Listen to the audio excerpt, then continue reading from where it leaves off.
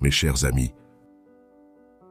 Avez-vous déjà éprouvé ce sentiment désagréable d'être affecté outre mesure par des personnes ou des événements? D'être rattrapé par des émotions incontrôlables alors que vous voudriez garder votre calme et votre sérénité? Si tel est le cas, je suis heureux de vous présenter aujourd'hui 5 puissants secrets inspirés de la philosophie stoïcienne antique. Ces principes séculaires, formulés par des penseurs tels que Sénèque, Épictète ou Marc Aurèle, recèlent une profonde sagesse toujours pertinente de nos jours. Le stoïcisme, école philosophique fondée il y a plus de 2000 ans, propose une approche radicale pour atteindre l'ataraxie, l'absence de trouble. Son objectif principal, nous libérer des passions tristes et déstabilisantes en contrôlant nos jugements. Les stoïciens considèrent en effet que ce ne sont pas les choses elles-mêmes qui nous affectent, mais l'opinion que nous nous en faisons. Au fil des siècles, ces philosophes physiciens ont ainsi développé diverses techniques pour demeurer imperturbables face aux aléas de l'existence. Des pratiques toujours d'actualité à l'heure des messageries instantanées et des flux d'informations en continu. Dans cette vidéo, je vous propose de découvrir 5 de leurs secrets les plus puissants pour vous détacher des personnes et des situations. Grâce à eux, vous pourrez progressivement lâcher prise sur ce qui vous échappe et retrouver sérénité et liberté intérieure. Nous verrons notamment comment. 1. Recentrez votre attention sur votre sphère de contrôle. 2. Relativisez l'importance des choses. 3. Acceptez sereinement les changements. 4. Agir et penser avec sagesse. 5. Savourer les plaisirs simples du moment présent. Alors, si vous êtes prêt à expérimenter une nouvelle approche libératrice, inspirée des grandes figures du portique, suivez-moi. Considérez ce qui suit comme une initiation bienveillante au secret du détachement stoïcien. Puissiez-vous y trouver matière à réflexion et surtout une voie vers plus de tranquillité d'esprit. Secret numéro 1. Focalisez-vous sur vous-même. Le premier réflexe du sage, nous dit Épictète, est de faire la distinction entre ce qui dépend de nous et ce qui ne dépend pas de nous. En effet, les stoïciens considèrent que la plupart de nos troubles émotionnels viennent du fait que nous voulons contrôler ou influencer des choses qui échappent fondamentalement à notre emprise. Par exemple, nous sommes affectés par le regard des autres sur nous, par les aléas de la météo, par un rhume tenace, par la lenteur des serveurs ou le comportement erratique de nos proches. Or, comme l'enseignait Sénèque à Lucilius, seules nos pensées sont en notre pouvoir, ainsi que nos inclinations, nos désirs et aversions. Quant à ce corps, ses biens extérieurs, cette renommée et ce pouvoir, ils dépendent de la société. En d'autres termes, notre volonté est le seul domaine où nous pouvons prétendre à une forme de contrôle. C'est pourquoi le premier secret consiste à recentrer notre attention sur notre sphère de contrôle, c'est-à-dire sur nos raisonnements, nos valeurs, nos objectifs. Car nous avons le pouvoir de travailler sur nous-mêmes. Comme le disait Marc Aurèle, le bonheur de ton âme dépend d'elle seule. Concrètement, cela signifie faire preuve de plus de discernement dans nos pensées, en évitant de nourrir des attentes irréalistes ou de blâmer autrui pour ce qui nous arrive. Cela signifie orienter nos efforts vers des buts qui ne dépendent que de nous, tels que nous améliorer moralement, approfondir nos centres d'intérêt ou cultiver des relations positives. Pour y parvenir, Épictète préconisait certains exercices introspectifs très utiles encore aujourd'hui. On peut par exemple prendre quelques minutes par jour pour méditer et porter son attention sur ses pensées et ses sensations corporelles, sans chercher à les contrôler. Cette pleine conscience de soi et du moment présent aide à lâcher prise sur les soucis extérieurs. On peut aussi tenir un journal pour mieux comprendre ses fonctionnements psychologiques, identifier ses besoins profonds et ce qui donne un sens à son existence. Ou encore, avant de réagir à une contrariété, prendre le recul nécessaire en se demandant « Que dépend de moi dans cette situation ?» En définitive, ce premier secret nous invite à redevenir maître à bord de notre propre navire, celui de notre esprit, plutôt que de nous laisser balloter au gré des flots mouvementés du monde extérieur. car nous disposons au fond de nous-mêmes de puissantes ressources pour traverser les tempêtes. Il suffit de les explorer. Je vous propose donc, amis auditeurs, de vous fixer un temps quotidien pour vous recentrer sur votre jardin intérieur. Puisez dans les trésors de réflexion et de résilience qui sommeillent en vous. Retrouvez cette sérénité que rien ni personne ne peut vous enlever. Secret numéro 2. Relativiser l'importance des choses. Après nous être recentrés sur nous-mêmes, penchons-nous désormais sur les événements eux-mêmes. Car, nous disent les stoïciens, rien n'est intrinsèquement bon ou mauvais dans l'absolu. Tout n'est qu'une question de perspective. Prenons l'image d'un obstacle sur notre route. Est-il favorable ou défavorable? Tout dépend de ce que l'on en fait. Pour le sportif qui s'entraîne, il sera propice à développer ses capacités. Pour celui qui est pressé, il sera source de contrariété. Ainsi, ce n'est pas l'obstacle en tant que tel qui est bon ou mauvais, mais l'usage que l'on en fait. De même, Épictète nous met en garde. N'attache pas la réalité aux événements, attache-la à ton jugement sur eux, et tu seras tranquille. Autrement dit, ce sont nos opinions et nos attentes qui donnent aux choses leur caractère agréable ou pénible. Sans elles, les événements sont moralement neutres. C'est pourquoi le deuxième secret consiste à prendre du recul par rapport à ce qui nous arrive. Au lieu de réagir de manière épidermique, faisons l'effort d'adopter une perspective plus philosophique. Questionnons-nous sur nos évaluations automatiques, nos projections mentales ou nos fausses évidences concernant les situations. Par exemple, si une critique nous affecte, relativisons son importance en nous disant qu'il ne s'agit que d'une opinion parmi d'autres. Rien ne nous oblige à la prendre pour argent comptant. De même, si nous redoutons un rendez-vous, rappelons-nous que ce n'est qu'un moment à passer, sans gravité en soi. Nos peurs projettent souvent des fantômes imaginaires. Comme l'écrivait Marc Aurèle, le bonheur de ta vie dépend de la qualité de tes pensées. En modifiant notre regard, nous pouvons transformer notre réalité. Lâchons prise sur nos attachements à obtenir ceci ou éviter cela. Et approchons chaque situation avec la distance sereine du sage. Concrètement, je vous propose un exercice libérateur. Prenez une contrariété récente et imaginez en quoi elle pourrait, dans d'autres circonstances, se révéler positive ou constituer une opportunité d'apprentissage. Vous constaterez alors combien la frontière est poreuse entre le bien et le mal. Un autre angle de vue peut offrir des ressources insoupçonnées. Ainsi, en relativisant l'importance que vous accordez aux événements, vous réaliserez peu à peu leur nature illusoire. Et vous gagnerez en détachement, en vous délestant de vos opinions limitantes. Vous voilà muni d'une nouvelle paire de lunettes pour appréhender le réel avec plus de recul philosophique. Secret numéro 3.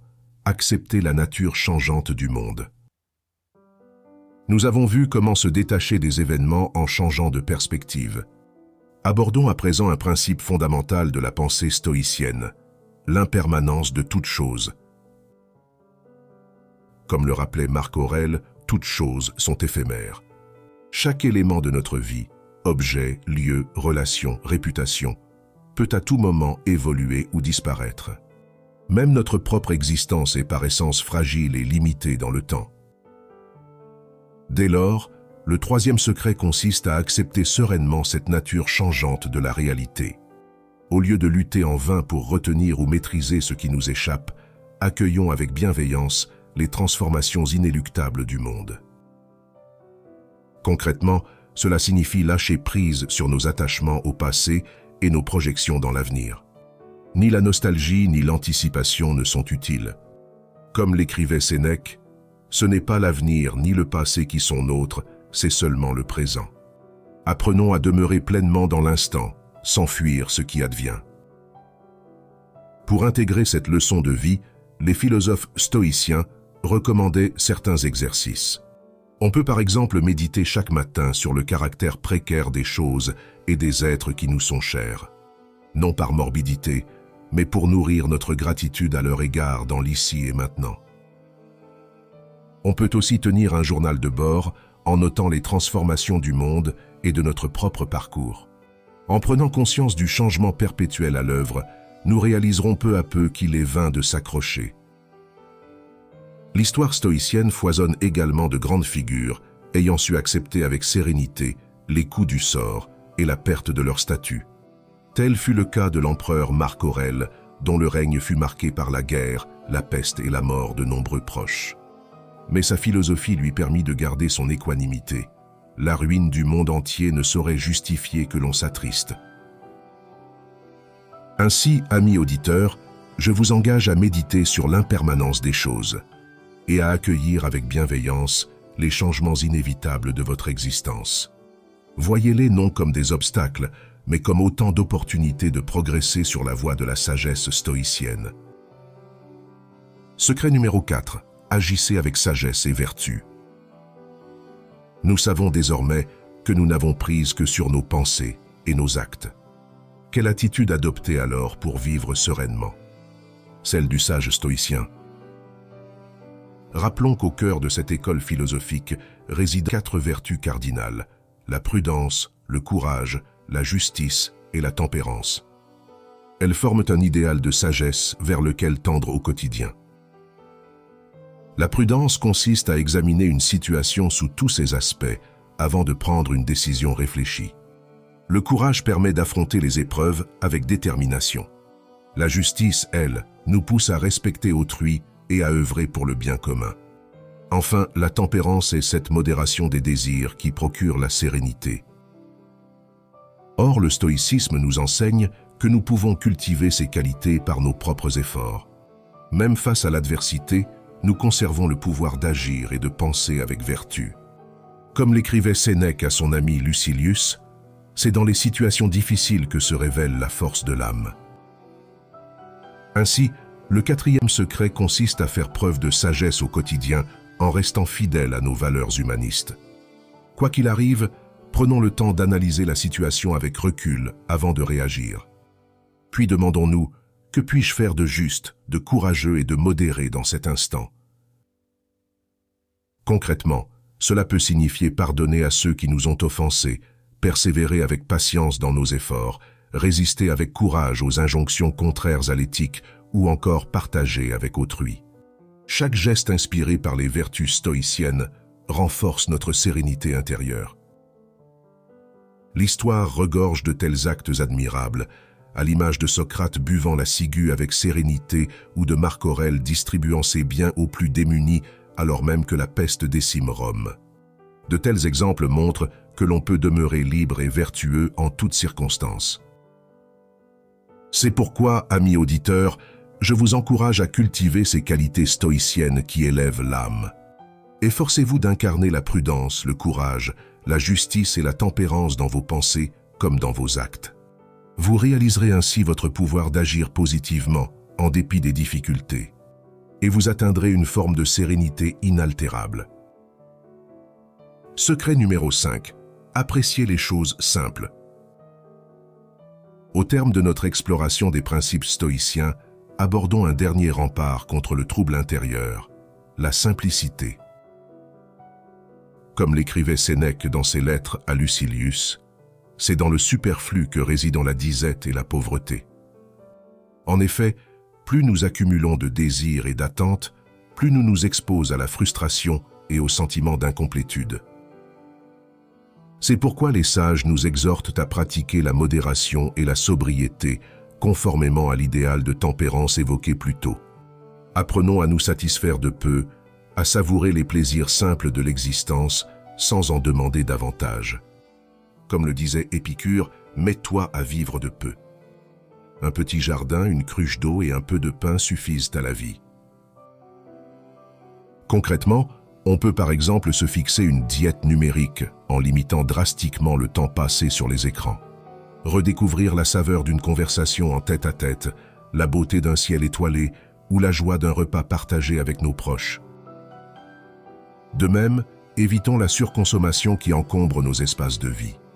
Privilégions la qualité à la quantité, faisons don de nos biens superflus. Le sage se contente de peu et trouve le bonheur dans les choses les plus simples, disait encore Sénèque. Une belle invitation à la sobriété heureuse. Pour vous exercer à cet art délicat de la mesure, je vous suggère ceci. Faites silence en vous ces prochains jours. Observez vos pensées et émotions passées sans y réagir.